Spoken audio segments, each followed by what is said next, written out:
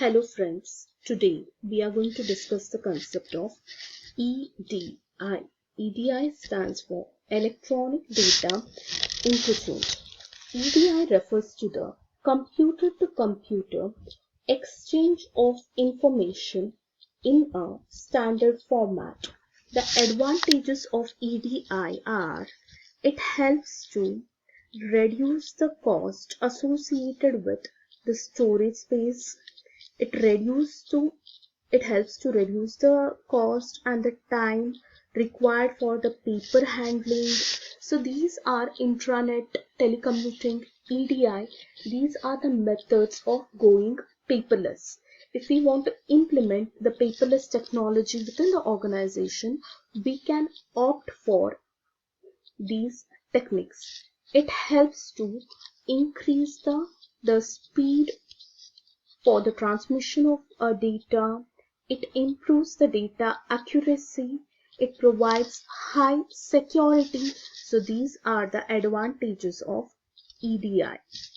EDI standards are basically set by the organization. Like one of the example for EDI is the EDIFACT. EDIFACT is one of the example for the EDI standards. The larger companies can purchase the hardware and the software that are required for conducting the EDI process.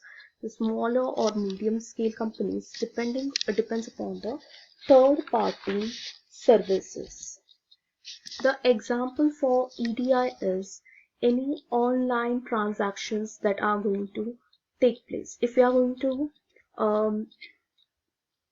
purchase any electronic equipment, or if we are going to place an order through Amazon, again it is an example for EDI. If we are going to order for a food through Swiggy, again it is an example for EDI. Any online transactions that are going to take place are the example for EDI. It helps to reduce the cost associated with the traveling, and reduce the cost required for the paper handling process, and it makes the people familiar with the different softwares.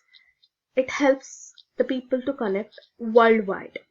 The disadvantages of EDI is the low speed and sometimes a poor security. So these are the disadvantages of EDI.